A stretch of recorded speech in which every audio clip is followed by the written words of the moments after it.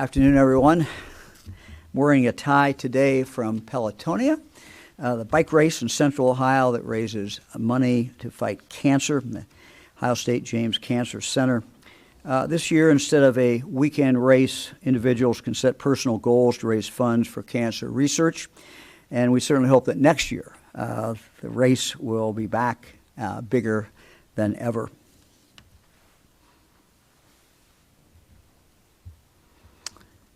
One year ago today, sounds of laughter and music in Dayton's Oregon district were replaced with sounds of gunshots and screams of terror.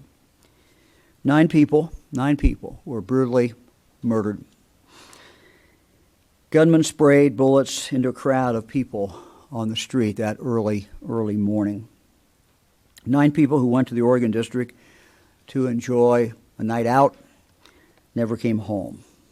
9 people who were fiercely loved by their family and by their friends. 9 people who we cannot and should not forget. Today, we remember them. And we remember the others who were wounded that early morning, and all those who carry the emotional scars of that night. We offer our most sincere thanks to the heroic officers who ran towards, not away, ran towards the danger, and they saved lives. I'd like to pause now for a moment of silence in honor of those that were lost and in honor of those whose lives have been forever changed by that tragedy.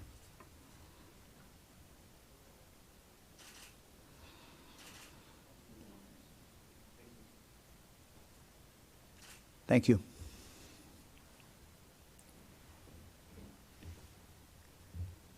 For Fran and for me, this is still a very emotional memory, as I know it is for so many.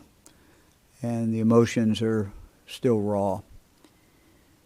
For as long as I live, I will never forget going to the Oregon district that morning along with Mayor Whaley, Chief Beal, Fran, and myself, and seeing that crime scene. I'm an old former county prosecuting attorney. I've been to a lot of crime scenes, but I've never seen anything like this. Blood on the street, the food vendor's cart still sitting there as if time had stood still. The funerals then, later that week. Fran and I tried to go to most of them, but just seeing the loved ones who were there and mourning their loved one, we will never forget that. Fran and I, of course, hold the Miami Valley very close to our hearts. This is where we grew up. This is where we still call home. When the massacre happened, it had only been around 2 months since a series of devastating tornadoes swept through the area, causing a great deal of damage to a number of people's homes, over 900 homes and buildings. So it's been tough. But the Miami Valley is tough. Miami Valley is resilient. Dayton is tough. Dayton is resilient. And through all of this, Dayton, the gem city, shines bright. The city of Dayton sent us this mosaic photograph. It's made up of contributed photos from the Dayton community combined into a larger image depicting a prayer vigil in the Oregon district the following day. Fran and I were at the vigil that night. I'll never forget trying to get through the crowd and then going up to the stage and climbing up to the stage. And then when you got to the top of the stage, I looked out and literally down the street as far as you could see. As far as the eye could see, there were people. It was just amazing. I can still hear the broken and angry, yes, angry mourners chanting, "Do something, do something," and rightfully so. They had the right to be upset. They had the right to be mad. They had the right to mourn. demanding that our state do something to stop gun violence. The words certainly move me, and we vowed to answer that call. We enhanced safety resources in the next few months for our schools. We invested hundreds of millions of dollars in mental health assistance for our schools. We offered grants to help make our churches safer and funding to help law enforcement extradite dangerous criminals. Further, our warrant task force work has led to a 903% increase in the number of arrest warrants entered into the National Warrant Database since March 2019, a 903% increase. When warrants for dangerous wanted criminals are in these systems, it significantly increases the likelihood if they try to purchase a gun, that sale will be stopped. I am convinced that our work in improving the information that we put into the National Firearms Background Check System has prevented criminals from purchasing guns and has in all likelihood saved lives. We are now building on these efforts by developing an E-warrant system to make the entry of warrants and protection orders into these databases as easy as possible. Lieutenant Governor will talk more about this system in a few minutes, but it's critical that local government agencies use this system, which brings me to legislation. We have designed this system. It will go into effect within a month. One of the counties where we'll start this, with 10 counties, happens to be Montgomery County, 9 other counties besides that. But we also need legislation to make sure that there is a requirement that any time a serious felony is committed, a warrant is issued, that warrant goes into the national database as well as the state database. In October, we unveiled Strong Ohio, a reasonable and aggressive package of legislation designed to protect the rights of Ohio's law-abiding citizens. Part of that bill is what I just mentioned, that requirement that if there's an outstanding warrant for a dangerous individual, that must be entered into the national database. Our bill would better protect our citizens from those with a propensity towards violence. It would better ensure that those who are a danger to themselves or to others get help. And also, it better prevents the sale of guns to those who are prohibited from owning them. Today, 1 year since the shooting, 1 year to the date since the shooting took place, that prompted our Strong Ohio bill. Sadly, Ohio's laws are exactly where they were a year ago. Ohioans are saying to the state legislature, do something. I'm calling on the General Assembly to advance the Strong Ohio bill. We must not let the deaths of these 9 people be forgotten. Nor can we continue to ignore the fact that we have a generation of young people who have been murdered on the streets of our cities on a daily basis. This brings me to another part of the Strong Ohio bill, a part that sometimes is forgotten or ignored. And that is gun violence that occurs on our streets every day in Ohio, predominantly, not exclusively, but predominantly in our major cities. We went back and looked at the figures for this year. In Ohio's 8 largest cities, in the first half of this year, homicides have increased by a total of 27% as compared to the same time period last year. This year, 246 of our fellow citizens have been murdered, most of them by guns, in our major cities. More than 80% of the victims were African Americans. All were victims, all had a right to live. Most of the individuals, we know from talking to chiefs of police and from past experience, that most of these individuals who committed these crimes did it with a gun, and most of them had no legal ability to own that gun. our Strong Ohio bill will impact this in a number of ways. One way is as follows.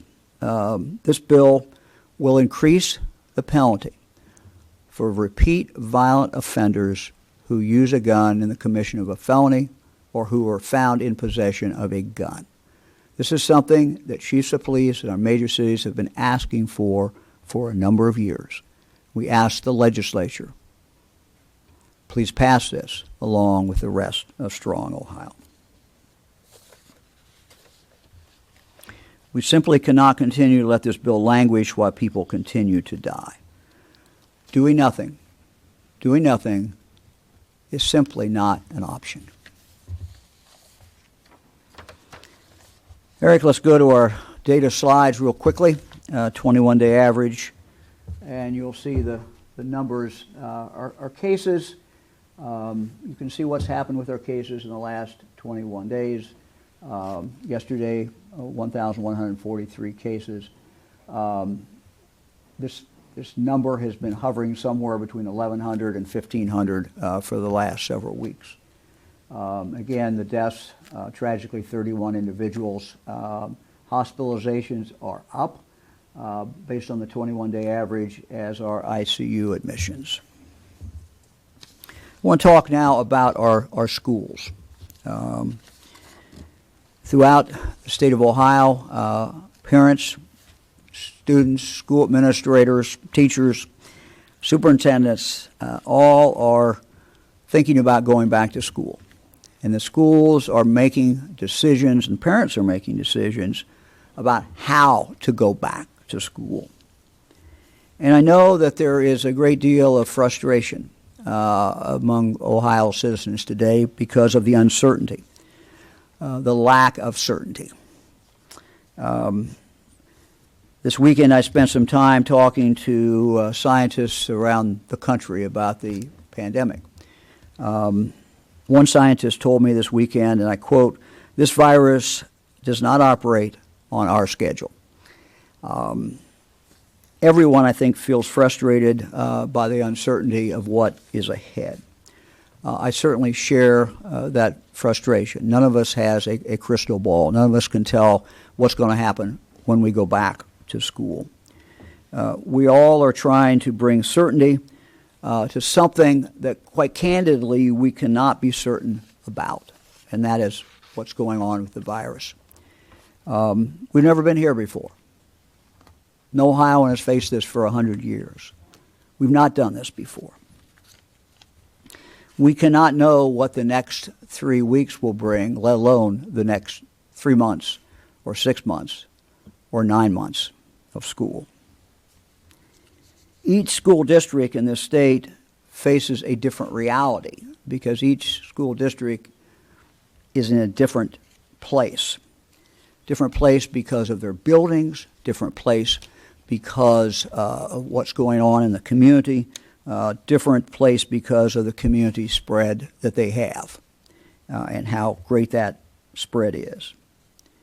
The reality is, and what scientists continue to tell me, medical experts continue to tell me when we ask about schools and we talk about schools and we try to get some certainty or some ability to predict what's going on, what I'm told is that the community spread in that community will be reflected in that school. I guess it just makes common sense.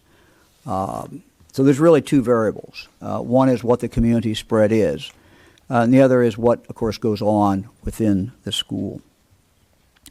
As we go forward, the community spread may change. We've seen this with numbers that we have shared with you, and we continue to try to keep you up to date about what's going on in your community. And when the community spread changes, the school reality will change with it.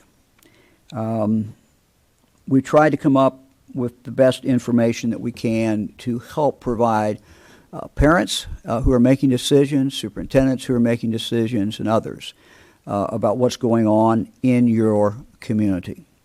We've done a color code map. The color code map Eric is going to put up here in a moment. This is the one we used last week. We'll change this again on Thursday. We do not have the new data computed. But this gives people an idea of a general idea at least, of what is going on in their community and what the trends are. We also have, do we have the other slide too, Eric?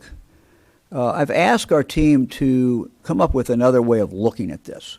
And this will make this available. This is a ranking of counties, and this will change all the time, but it tries to give some idea of what is going on in the last 2 weeks. So it's not historical data, it's not going back. It is one way of looking at how community spread is in that particular community in the last 2 weeks.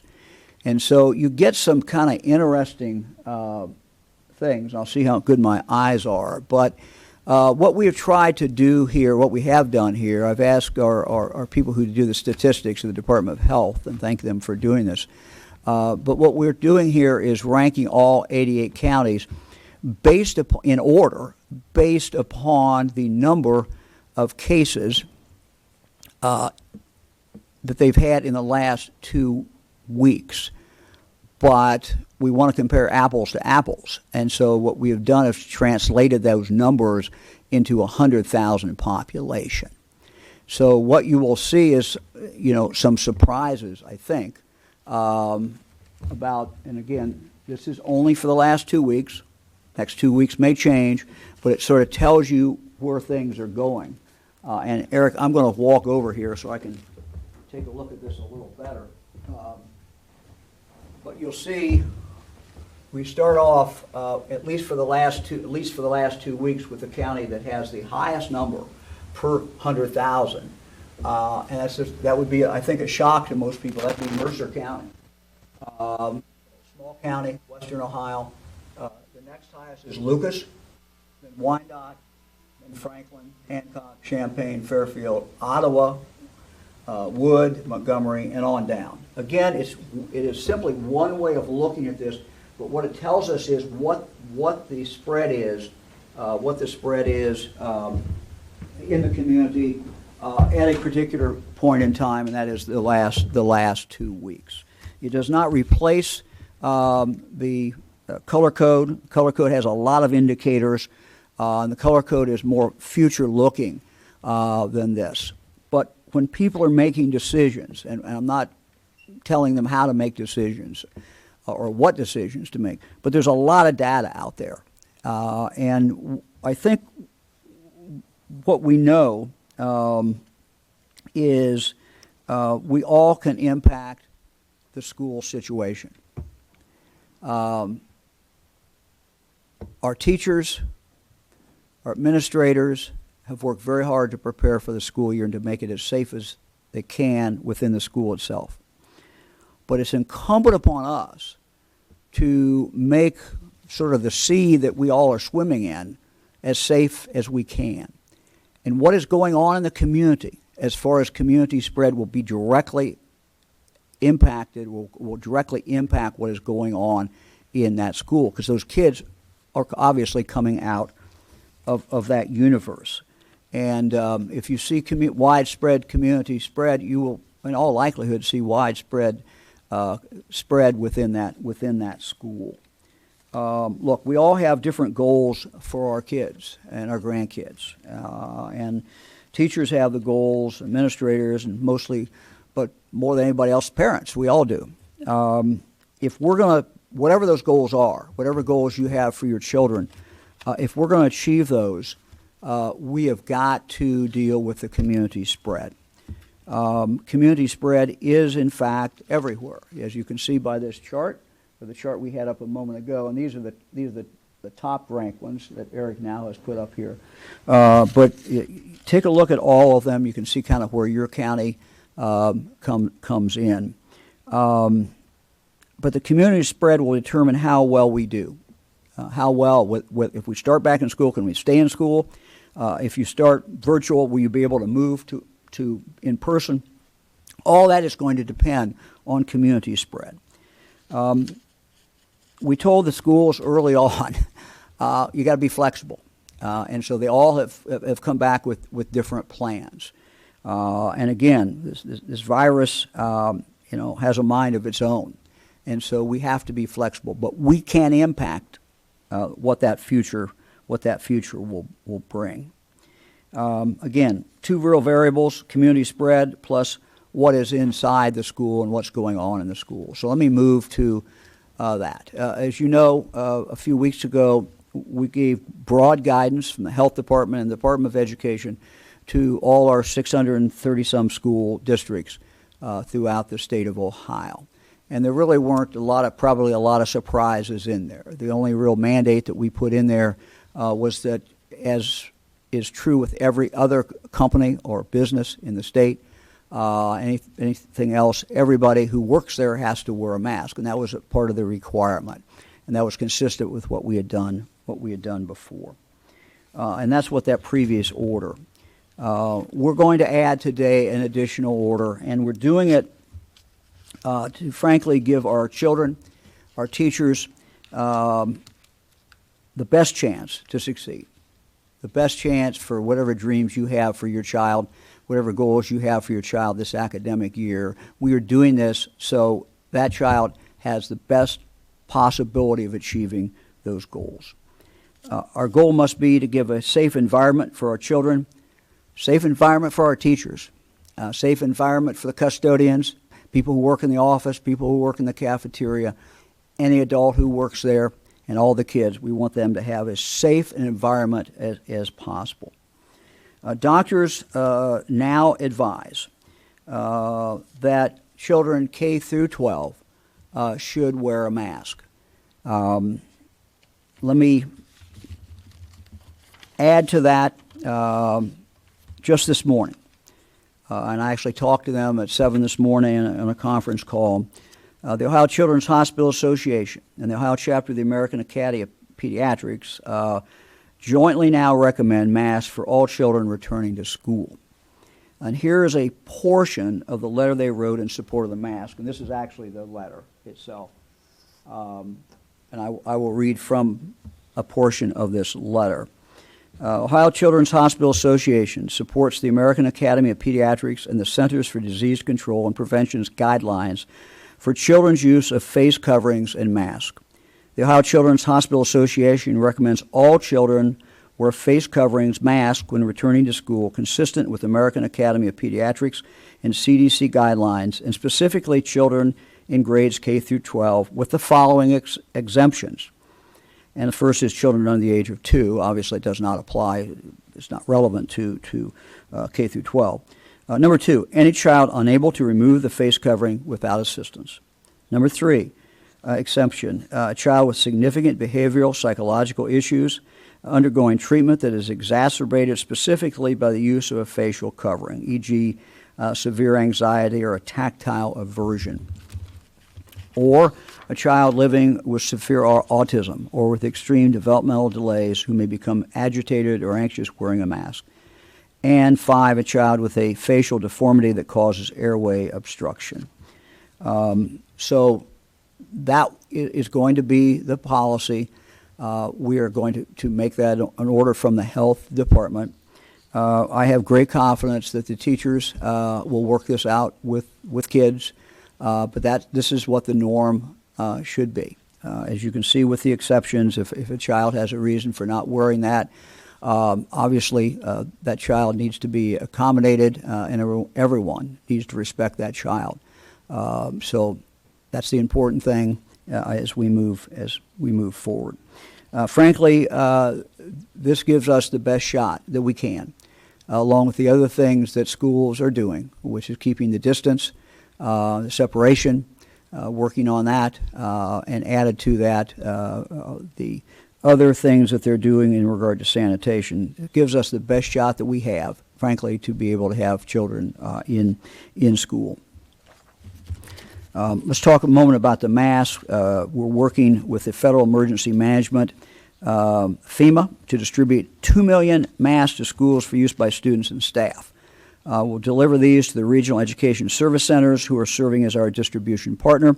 I'd like to thank them and FEMA for their partnership as we try to make sure schools and families have access to the resources they need to plan for the coming school year.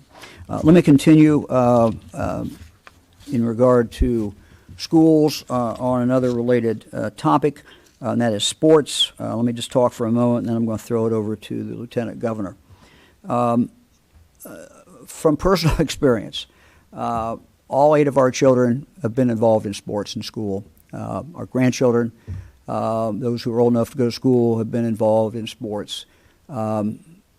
We understand how very, very important sports is to children.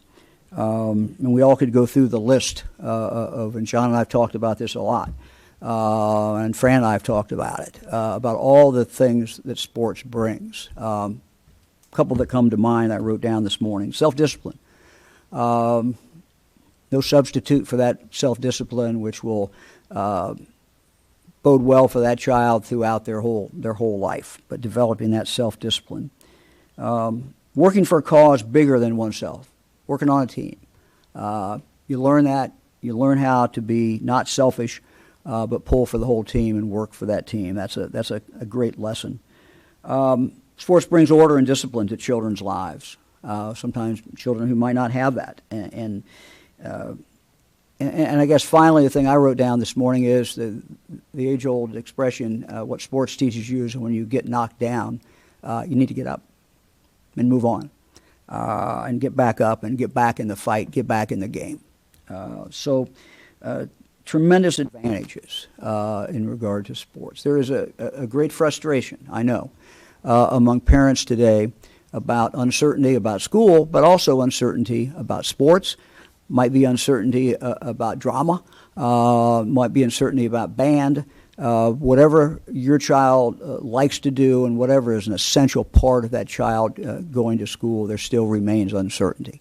And that is something that is frustrating to me. I know to the Lieutenant Governor, and I know it's very, very much frustrating particularly to parents. Look, we don't know exactly what is going to happen as we move forward. We have been working. John has been specifically working with the Ohio High School Athletic Association, working with coaches to try to get this thing figured out. We have provided for the continuation of practice and other things that are normally done. The thing we've not done yet, because frankly we want to get a little bit closer to the date and see where this situation is with the COVID, we have not provided for the final go as far as fall sports, particularly in regard to contact sports. We want to get a little closer in time to that before making any kind of final decisions. We also know that some schools who are not going back in person and going online have made a decision already not to go back in regard to sports. That's their decision. Let me now turn it over to the Lieutenant Governor to kind of bring you up to date exactly where we are and to kind of give you some indication of where we're going in this regard. And again, I just would say I share your frustration. We have to see where this COVID is. We have to see what the situation is in your community, and you have to see that as well. John? Thank you, Governor. Appreciate the opportunity while we're on schools and sports to provide a little clarification about where things stand. I know there's been some confusion out there about what the rules are. We're going to go back through those right now and talk about where things stand. First of all, on non-contact sports. Non-contact sports have returned to competition since early June. All sports deemed non-contact can compete presently. This includes, but is not limited to, baseball, softball, golf, volleyball, tennis, track and field, swimming, and cross country was recently added to that list. So these have been operating and can go forward. On June the 22nd, we announced a return to practice as being allowed for contact sports, but not competition. So contact sports have been allowed to practice since the June 22nd announcement. Those sports include, but are not limited to, football, lacrosse, basketball, soccer, ice hockey, in field hockey. Now, on July the 4th, there was a temporary order that was put in place allowing the return for competition for contact sports. Okay, that was issued, but it was under very, very strict guidelines that included quarantine period and mandatory testing, and that order was renewed last weekend by Health Director Lance Himes. There has been some confusion about this in that the renewal of the order somehow represents the plan for return to play this fall. I want you to know that's not the case. That's not the case. We are still working with the Ohio High School Athletic Association to finalize that plan, and we are still considering many options. We're trying to keep the options open because we want student athletes to return to play. We're trying to accommodate both the health and the practical considerations that must go in to any decision for the athletes, coaches, and fans. We understand the uncertainty and the anticipation surrounding the hopefully forthcoming announcement of that new guidance here in the near future. And I can tell you, as the governor alluded, there's nobody in Ohio that I think wants to get this accomplished more than I do. We are working thoughtfully, though, to make sure that we get these plans finalized in the right way. Because I understand from personal experience as an athlete, a coach, a father, a competitor, how important sports are to the lives of and development of our young people. All extracurricular activities, for that matter. They provide the physical and mental health benefits that you get from them, life skills, character skills, a constructive outlet for young people, teenagers especially, in their lives. And it's a source of hope. We understand that, and we're trying we're being very, very diligent about trying to get this accomplished for you, and we understand. It's also worth noting that in the past week we have received the plans from and had phone calls with the Browns and the Bengals to discuss their return to play this season, I should say. While both teams are likely able to return to competition under the existing order that I previously discussed, we are reviewing their plans as it relates to safely accommodating fans, and that is not yet complete, but it's a work in progress.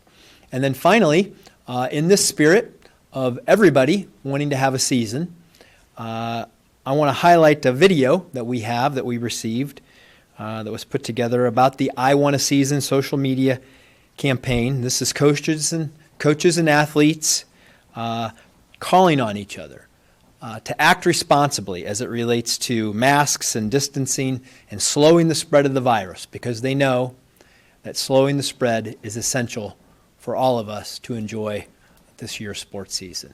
So let's take a look at the video.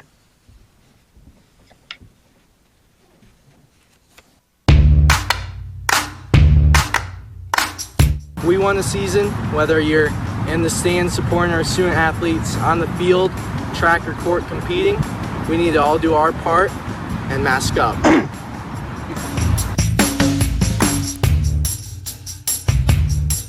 Then we need to do our part and wear these when we're out in public and in close spaces.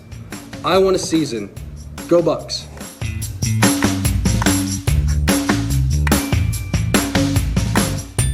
Hey guys, hope you're staying safe. This is Darius Garland from the Cleveland Cavaliers, and if you want to see the Cavs play, wear your mask. What's up, guys? It's Denzel Ward of the Cleveland Browns. The team and I are looking forward to seeing you guys in the stadium this year, so just want you guys to continue to make smart decisions and stay safe, and please wear your mask. Go Browns.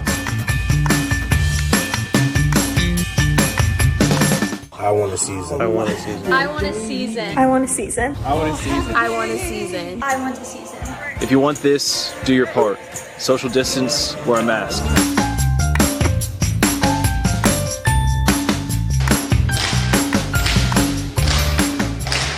What's up, Buckeye Nation? Chase Young, back in Columbus. I want a season. You want a season. All I ask for you is to wear your mask. Go Bucks.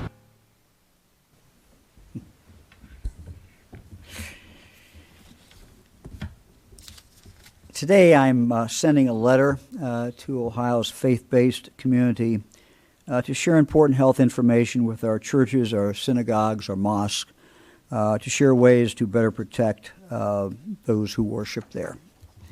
Now, this slide shows the spread of the virus to at least 91 different people, resulting from just one person with COVID-19 who attended a church service. It spread like wildfire.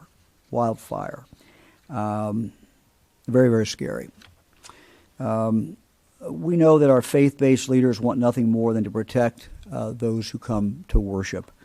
We want to provide our faith communities with all the information we can from doctors and health experts to arm them with the tools to conduct services safely. Our religious faiths are at the core of our great state and our great country. We thank our faith-based leaders for all they do to serve God and God's people. We've been very careful throughout this pandemic to exempt religious services from any regulations. And the only exception to that is that we're now asking people who attend church to wear a mask. But it's vital that to control the spread of the virus, that anytime people get together, including for religious services, that everyone wear masks, practice social distancing, wash their hands, and also while indoors, make sure there's good ventilation and airflow. So we'll be sending a letter out with more details to all our churches and just asking them to take a look at that and trying to keep them up to date about what the latest information that we have from doctors in regard to this. We are continuing to have a spread problem of the virus because of informal gatherings among family and friends. We all, I guess, need to remember that just because it's your family, just as because it's your friends, they could still be carrying the virus. The truth is that it's easier to be scared of a stranger than a friend. Maintaining social distance and choosing to not gather for parties or barbecues might feel like you're not being friendly, but it really is a sign of friendship. It is a sign of love. It really says to that person, not that you're afraid of them, but that you want to protect them from getting ill. For the past few weeks, I've been sharing stories at this press conference about the virus and how it preys on Ohioans.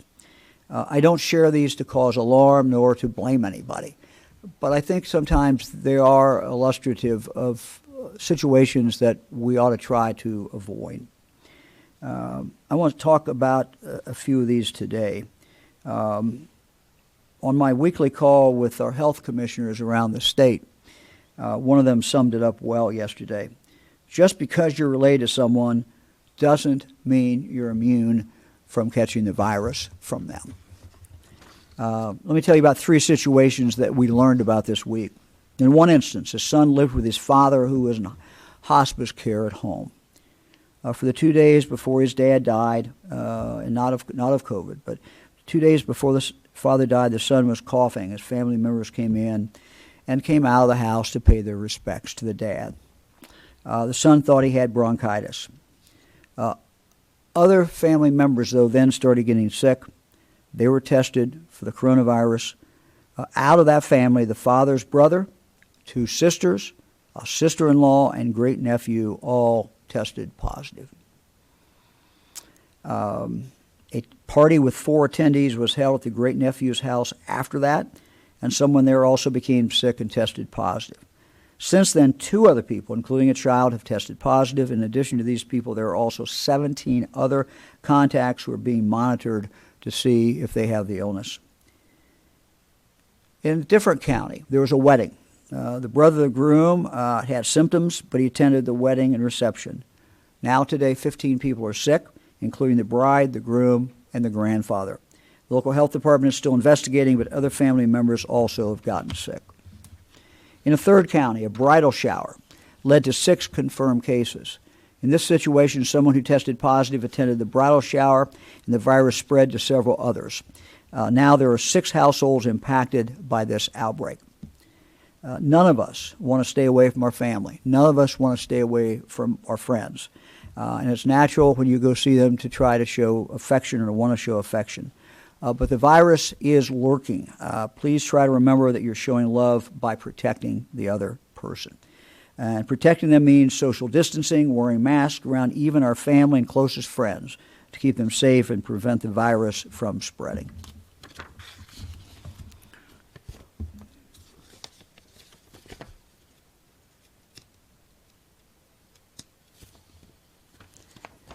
Over the past week, we've conducted an average of about 22,000 tests a day. That certainly is up from where we were 6 weeks ago or so. We've more than doubled it. But we know that we have to continue to increase that. We need these tests, not just to diagnose individuals, but as a screening tool to help control the spread of the virus. One of the ways to do this is by expanding the use of rapid point-of-care tests. These tests are faster, simpler, and less expensive than the so-called PCR tests that we are processing today in our labs. If we could scale up the use of these rapid point-of-care tests, they could serve as an important screening tool and a critical addition to our plan to limit the spread of COVID-19. So I'm pleased to announce today that we are entering into a multi-state purchasing agreement to expand the use of rapid point-of-care tests. We have joined Maryland, Louisiana, Massachusetts, Michigan, and Virginia to ramp up the use of this type of test in order to help detect outbreaks sooner with faster turnaround times, expand testing in congregate settings such as nursing homes, assisted living facilities, and to make testing more accessible for the most high-risk and hard-hit communities. This interstate purchasing agreement with the other states demonstrates, we believe, should demonstrate to testing manufacturers that there is a significant demand for this type of tests and has the potential to help us buy these tests and associated supplies in a more cost-effective and in a sustainable way. As new developments in testing and availability evolve, we will continue to pursue a variety of tools to help us limit the spread of COVID.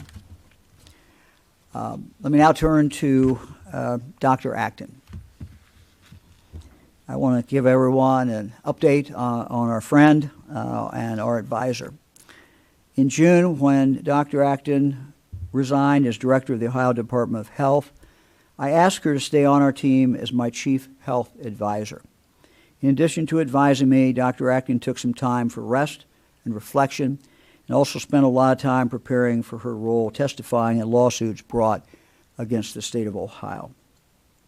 In fact, she has continued to do that up and including this weekend when I talked to her several times. And some of the people who she advised me to call, I had the opportunity to call. Dr. Acton told me yesterday that she has decided to leave state employment and return to her work at the Columbus Foundation, which is where she worked before we asked her to be a member of our cabinet. It saddens me for her to be leaving our office.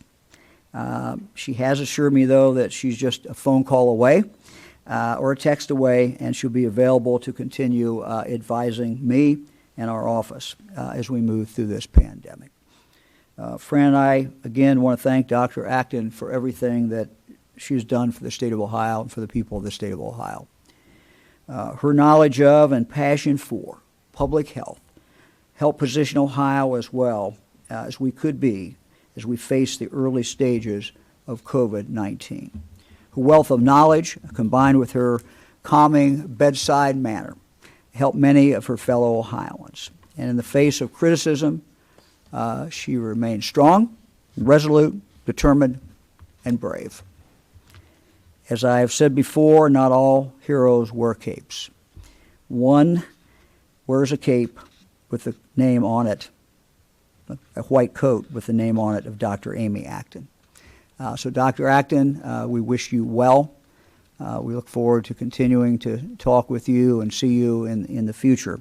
Thank you for all the help that you have given the people of the state of Ohio. I'd like to introduce David Reichert, who is the fire chief for the city of Fairborn in Greene County. He's been with the fire department for 27 years.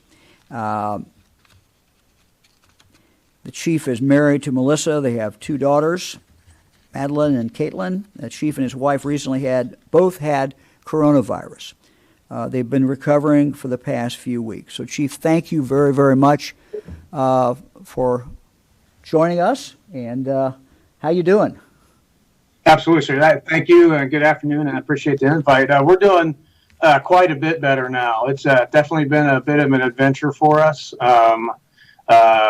We both became pretty sick with the virus, and it's been about a little over 3 weeks ago.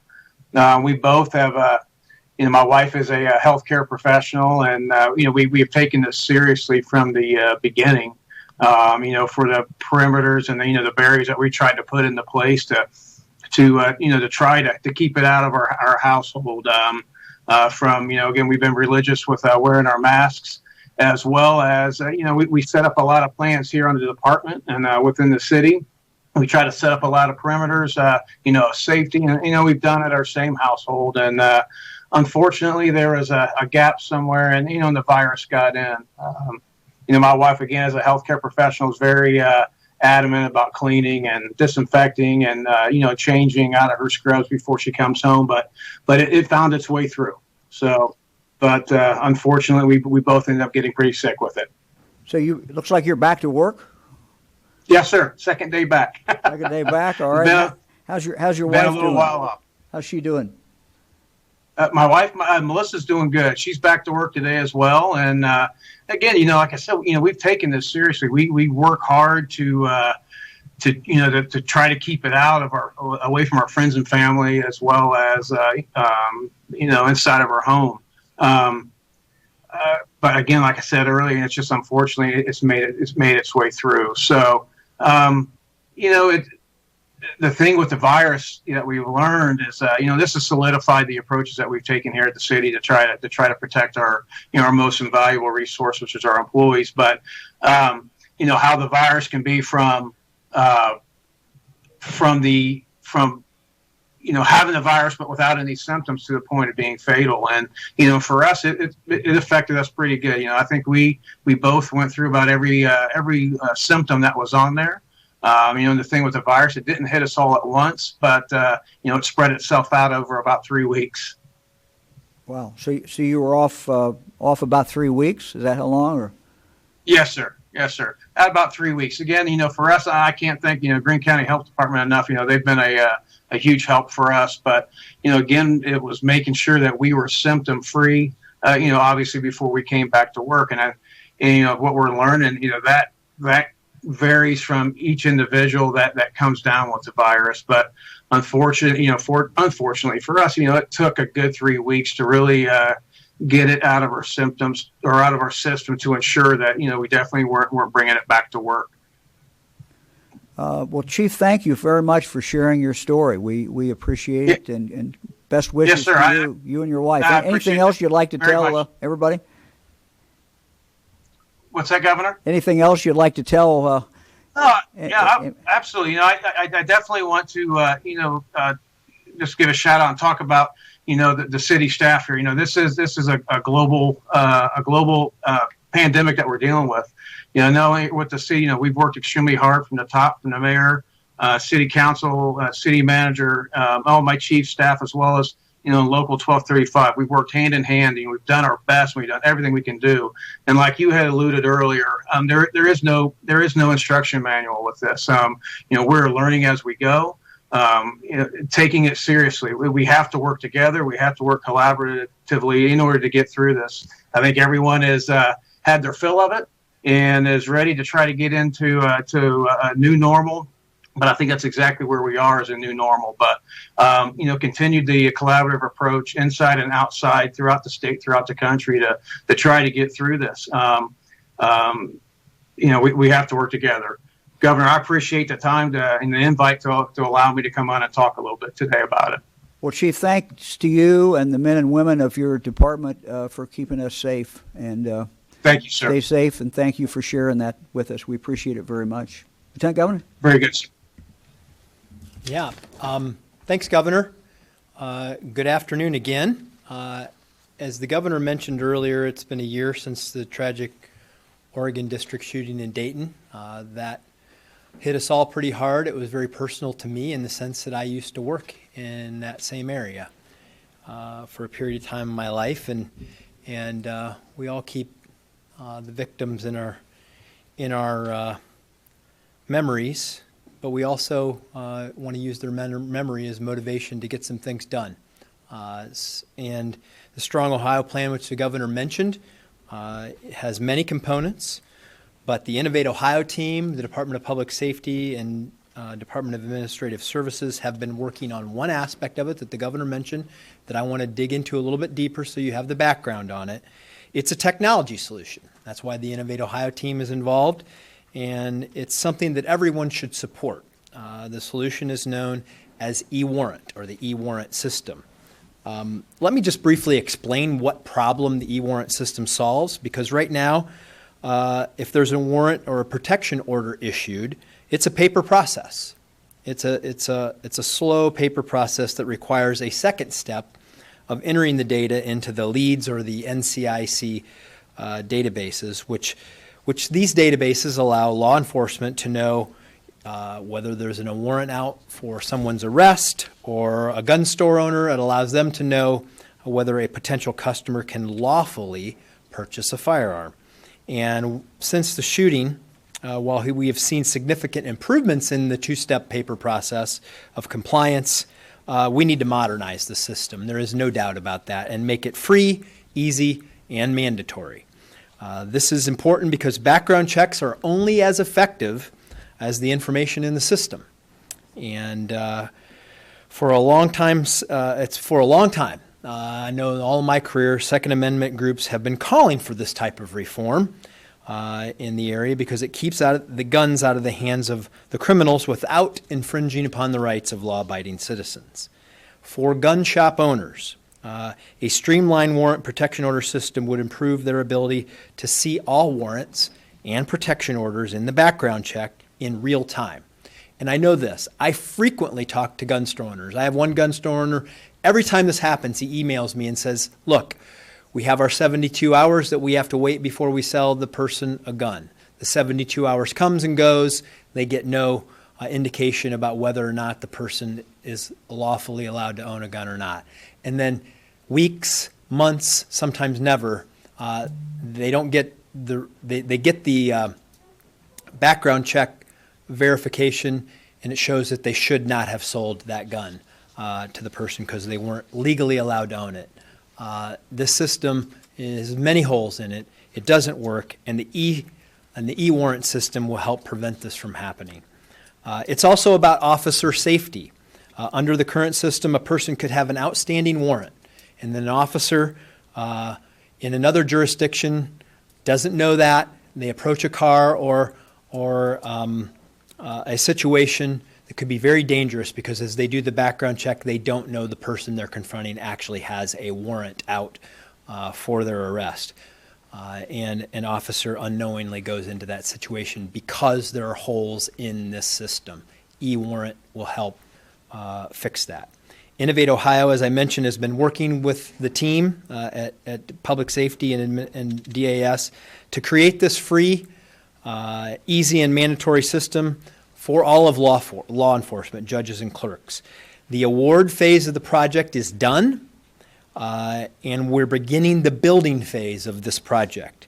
Our team will begin working with the first counties before the end of the year, and we'll have our initial partners go live in early 2021. So we're still about 6 to 7 months from having this active, and it's worth noting, it's worth emphasizing again, this process, this technology, we will take care of the technology side of the problem, but we still need action from the General Assembly to make it mandatory, as the governor talked about earlier. Without that important step and action from the General Assembly, we won't have a requirement that the data be entered through the E-warrant system. And this is not a controversial issue. E-warrant has been long supported, as I mentioned, by Second Amendment advocates and gun owners. It's simply an enforcement tool of existing law, and it needs to happen, and we hope the General Assembly will act before the end of the year. And then finally, a workforce development update. Workforce training and development continues to be a priority for our administration. And the presence of COVID in our lives continues to reshape the skills that people need to succeed in the workforce. Tech cred, as I've talked about many times, tech cred has been one of our strategic responses to this, quickly reshaping the skills of our workforce. And the importance of this is highlighted in our most recent application period.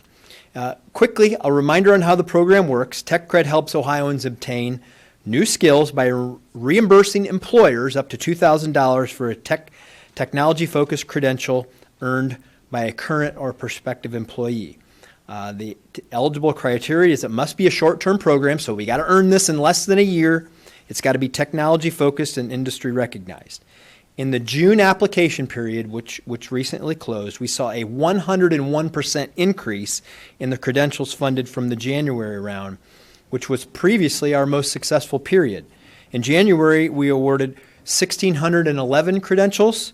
Well, in June, 3,241 credentials were awarded. This demonstrates the demand out there and how the technology-focused credentials are becoming more and more important. 302 companies have been approved today that we're announcing with $3.4 million in funding, earning 3,241 technology-focused credentials. So far, 695 employers have used this in our state. A total of 7,473 technology-focused credentials have been earned. And we're announcing today the next round of funding for Tech Cred that will close at the end of August. You can find out more information at techcred.ohio.gov. That's for employees, employers, and service providers. But the bottom line is, with COVID especially, technology is becoming more and more important in the workplace. Employers are really quickly trying to adapt with this by upgrading the skills of their employees. And so please take advantage of this program. It helps create a situation in Ohio where employers have the skills that they need to compete, and employees have more job security, more earning power, and a better and brighter future for themselves. Governor? Thanks, John. We're ready for questions.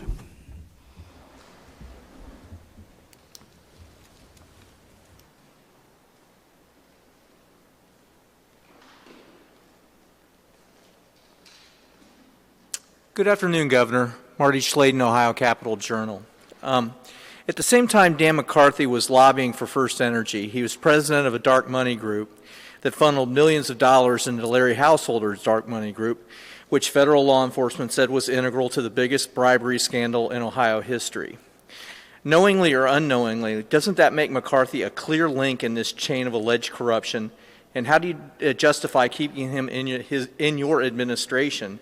And also, will he lobby lawmakers to pass a replacement nuclear bailout if HB 6 is repealed?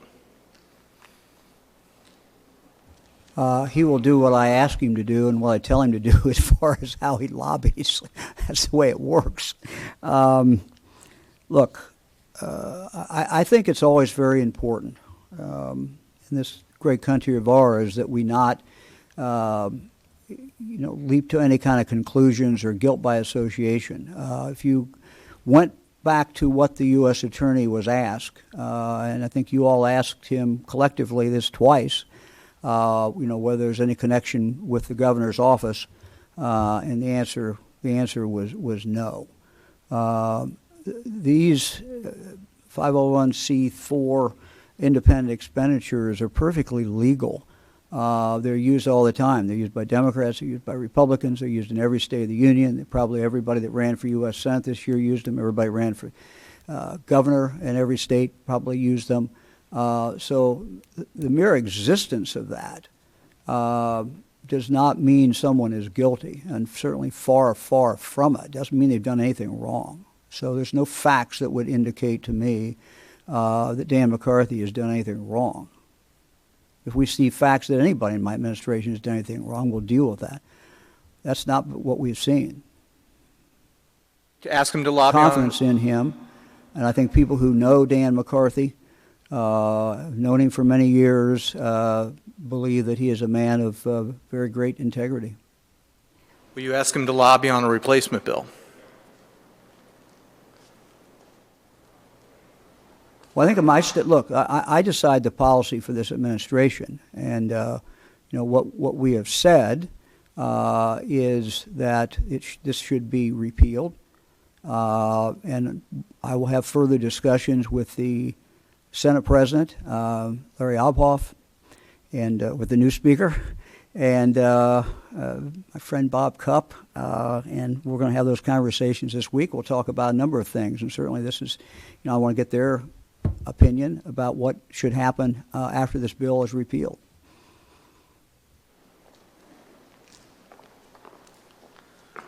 Hi, Governor. Max Philby with the Columbus Dispatch. It appears that we're going to be nearing 100,000 cases in the coming days. So I wanted to ask you to reflect on that and what it means. And then also, we've heard from several teachers as people prepare to go back to school this week, several complaining that they feel that the prisons have gotten more attention in regards to COVID than schools have. And I was hoping you could respond to that as well. Well, that's not true. Look, we have an obligation to protect people who are in our prisons and do the best we can, just as we have an obligation to help our veterans who are at their 2 veterans' homes, just as we have an obligation to protect anybody who's in a nursing home and do everything that we can to help them. When this started, we certainly did not have the testing that we needed to have. We still don't have as much testing as we would want. We believe that human life should be protected. What we did today in regard to requiring that every child in school have a mask on is something that will directly benefit every teacher. Superintendents have heard me say that, and I know that they feel the same way, that they need to worry about their teachers, they need to worry about their custodians, they need to worry about all the adults who work in the school as well as worrying about the children. So mask up, everybody mask on, is going to make a big difference. And any thoughts on the 100,000 cases as we approach that this week? Yeah, I'm sorry. It's a mind-boggling number. I think about the deaths, think about the people who have died by themselves. I can't think of anything, worse. There's many bad things about COVID, but that's certainly one of them. The other part that we can't measure, frankly, or don't have good data on, is in regard to those people who have suffered. They've lived, but they've gone through hell for a month or 2 months or 3 months. We can't really measure by number those who have long-term medical problems, those whose organs have been damaged. This is not anything that any of us expected. Certainly when I ran for governor, did not have any idea that this was coming. But I think about them, and I also think every day about the other people, who are out in Ohio that we need to do everything we can to protect. So that the people who have suffered already and the people who we're trying to protect, none of that ever leaves my mind, ever. Hello, Governor. Karen Johnson, WLWT in Cincinnati. I'd say the likelihood of students in kindergarten, first grade wearing masks all day long is very low. So are schools now looking at either being the mask police and teachers spending much of their day forcing kids to keep the masks on, or open themselves up for civil liability if someone gets sick? Also, does this apply to schools with pre-K as well, or is it just K through 12 students? It's K through 12. Look. The jury's back on the issue. There is a broad consensus among experts in this country that the way to protect teachers, the way to protect fellow students is for everyone who can to wear a mask. I have grandchildren that age, and I've had many children, 8 children that age. I fully understand challenges. None of us want to have a mask on all day. Kids are kids. Look, teachers and kids will get this worked out. There's no police that's going to come around. There's no one going to look over the teacher's shoulder, or no one's going to look over administrator's shoulder. But we have an obligation to take the best science that we have and to get it out to schools and say to them, this is the norm. This is a goal. This is what we would like you to achieve because this is the best science that is available. And without a vaccine, we are limited in the ways that we can protect people of the state of Ohio, protect our kids, protect the adults. The other way is not to go back to school at all, and some schools are making that choice, and they're doing that based on all the evidence, and they make that decision. But the schools who have decided to go back, for them to have a chance, a fighting chance, of being able to stay open with community spread all throughout this state, some more than others, but it's everywhere. It is a unanimous verdict of every expert, every person in the medical field, that wearing masks provides that added protection, and that the distancing and the masking. Look, everyone's going to need a break from the mask. Teachers can, handle that however they want to. Kids go out in recess. They can do something. They can do something different.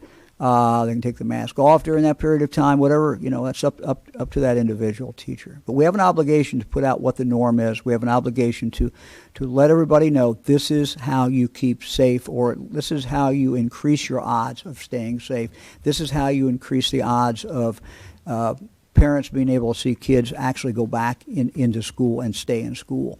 No guarantees, but this increases our odds.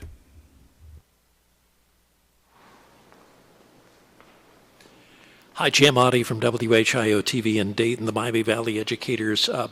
Want to ask this question. Does this new mask order you are issuing today for K through 12 students, does that define the mask? Does it have to be a mask? Could it be a face shield? And then who sets the specs for this? Is that your local health department or your local board of education? What constitutes a mask that would fall into this? Well, everybody, should work with their local health department. There's 113 health departments. They certainly should work with their health departments on many things. But again, great leeway here.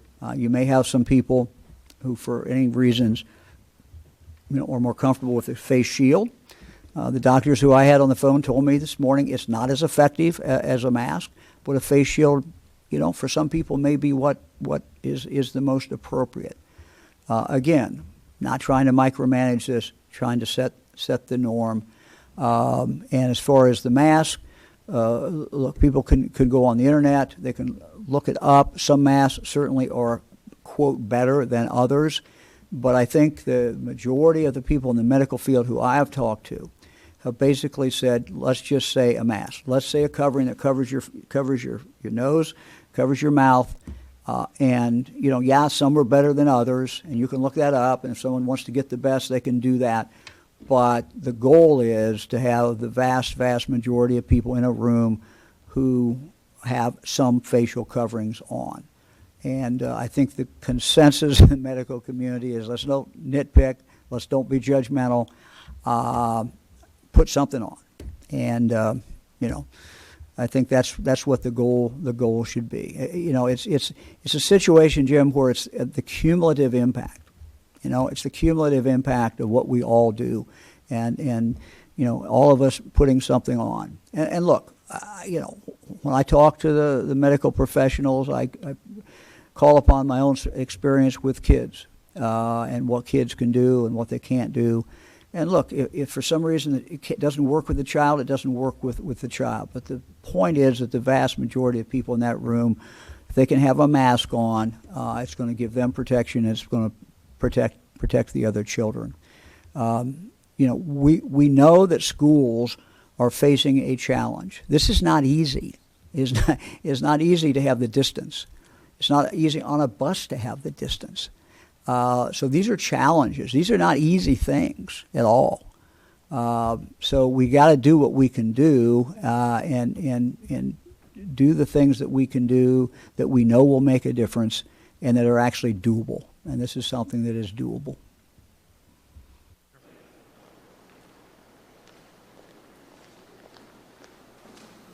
Hey, sir, Christian Hauser with Local 12 News out of Cincinnati.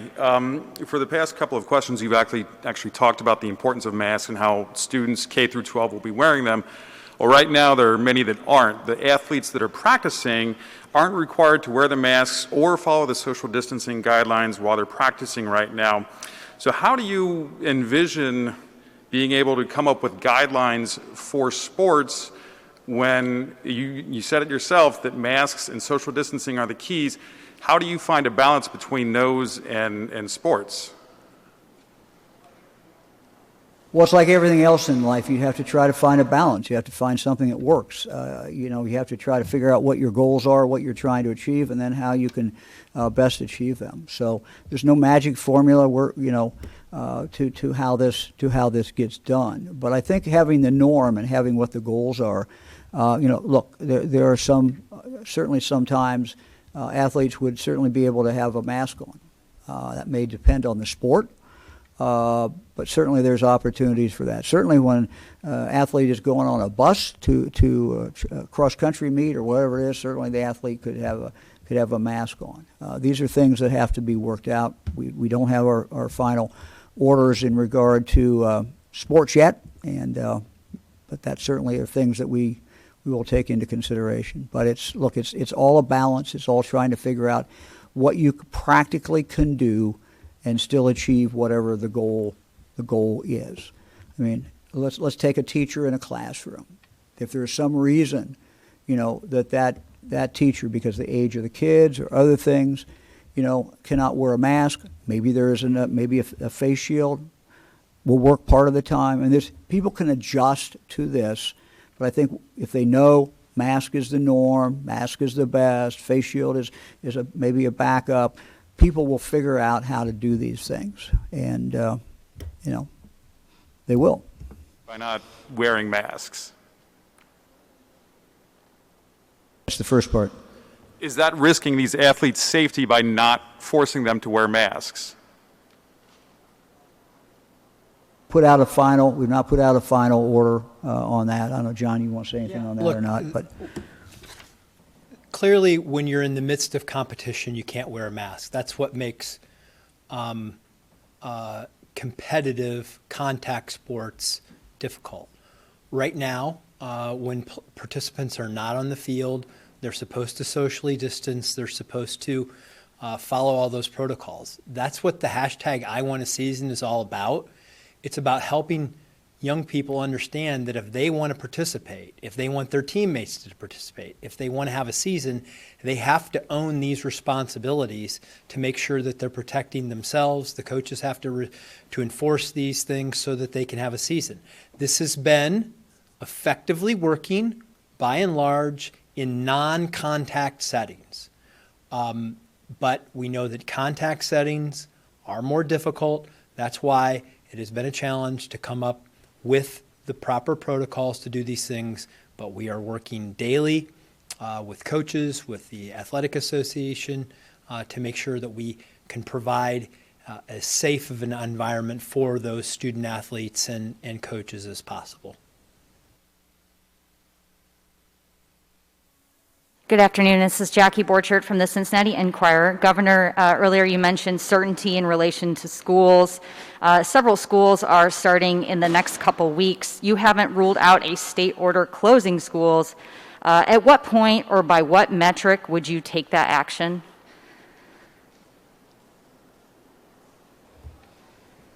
Well, we're not contemplating doing that. I mean, look, the pathway to go to school this year and to make it, and to be back in school, it's not going to be easy. The COVID is here. We know that. But the best shot that we have at doing that is if we do two things. One is we control the environment in the school the best we can. And what we announced today, while maybe controversial, is based on medical science, and that is that if the kids can all wear a mask, teachers all wear a mask, custodians, everybody wears a mask, we're going to be a lot safer in that building. So we know that. The other thing that we can control without a vaccine, you're limited to what you can control. But the other thing we can control is community spread. Collectively, we can control that. This virus cannot go from one person to the other unless we help it get there. And so the wearing of masks and the distancing is vitally important. I made a big point last week, and when we put up the map, the statewide map, looking at the number of yellow counties, and then we looked at how many of those yellow counties had turned orange. And what I said was, look, if we want to control this community spread, we can do it in these small counties, but we got to get on it, and we got to have more people. We got to have more people wearing masks. So my message today, if you're in a smaller county, what we've seen is in our urban areas and most of our suburbs, we've seen the number of people, the percentage of people wearing masks out in public has gone up dramatically. We have not seen that as much in our rural areas. And so if we want to get kids back to school in the rural areas, if we want to have sports, again, it's what we do in regard to retarding community spread. And the way you do that is by distance and by masking.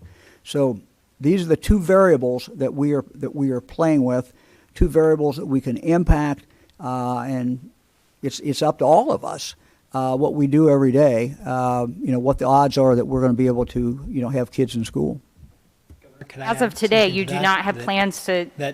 Look, we've learned what works. We know that masks work.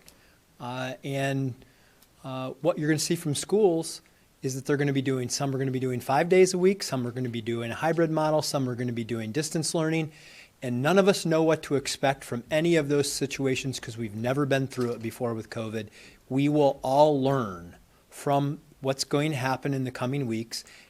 And schools and families and leaders will be able to adjust to what we see happening on the ground. And as we learn, as we get more information, we make decisions that address the situation that we confront. Let me just also say, Jackie, that what goes on in an individual school, the people who are in that school are going to know it first, and frankly, they're going to make the first decisions. We hope we have no incidents, but we know with the COVID virus out there, there will be some spread. There will be some in school. We just know that. And so I think it's so very, very important for those schools to have a plan now about what they do. And I know in talking from superintendents, they're all working on that or already have a plan. They're focused along with the local health people, the local health department. What do we do if we have a problem? How do we isolate? What do we do? And so they all are looking at that. But you could envision a situation where you got a problem because of sports, you got a problem because of who knows what, and schools will make a decision, and they'll make it long before we'll make those decisions probably, because they're on the scene and they're the ones who are directly accountable and are seeing what's happening to their kids and to the adults in that school system. That's where you're going to see it first. Adrienne Robbins, NBC4. Governor DeWine, Dr. Fauci said the U.S. needs to get a hold on the virus and get down to 10,000 new cases a day by September.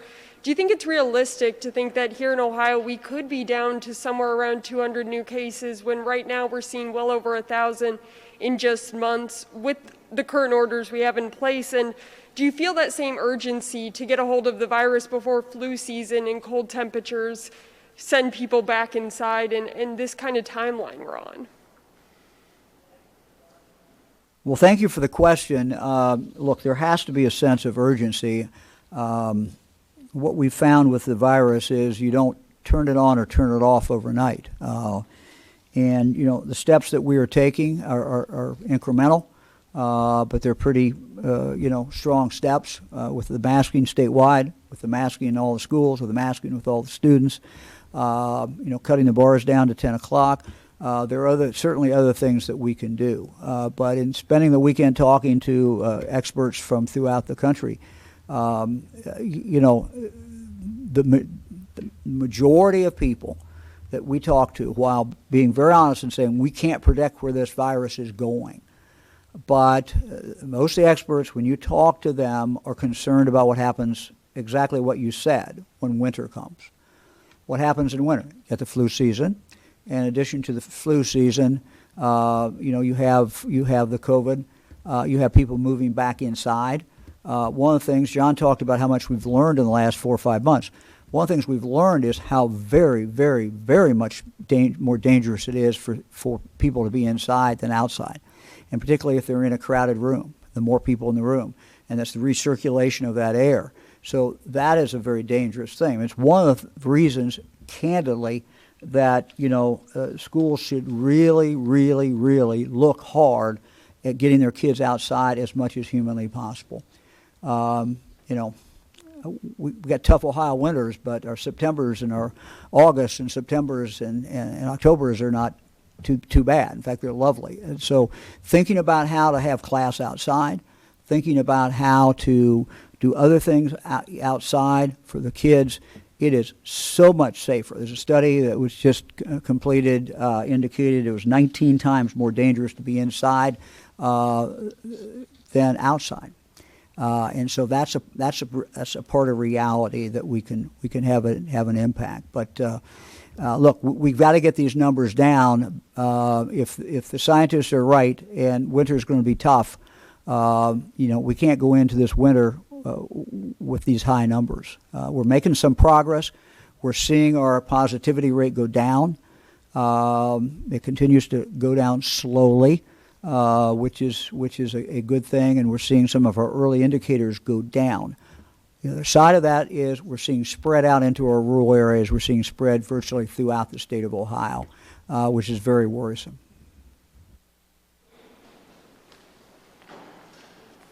Hello, Governor. Kevin Landers, WBNS 10 TV. I am the last question of the day. The order you signed on August 1st, the health order, stated that athletes need to be tested 72 hours prior to competition.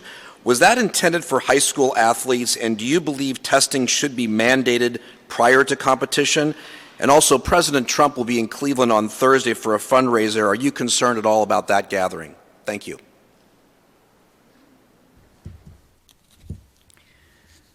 Well, look, I'm always concerned anytime anybody gets together. If that is an inside event, I don't even know if this is an inside event or an outside event. I think it's the Shorby Club. I just don't know. So, he always would worry, but I'm going to assume that they're taking very, very, very good precautions. As far as the order, you're right. As the Lieutenant Governor indicated, it was not intended for high school students. That was not intended. We just continued an older order. People looked at that and got understandably upset about it.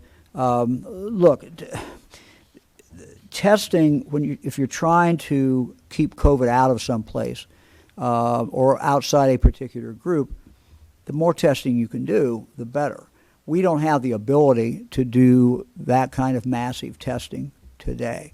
Now, obviously, if you did have the ability to do it, then that would be up to the individuals if they wanted to be tested, and it would be up to the schools whether they could actually even do that. We don't have the capability of that today, so it's simply not on the table to do that at all. John, you want to add something? Yeah. I would only add that in talking with some of the testing people who work on this every day, due to the supply of testing, they're not even recommending testing asymptomatic people, and so that was not what that was intended for.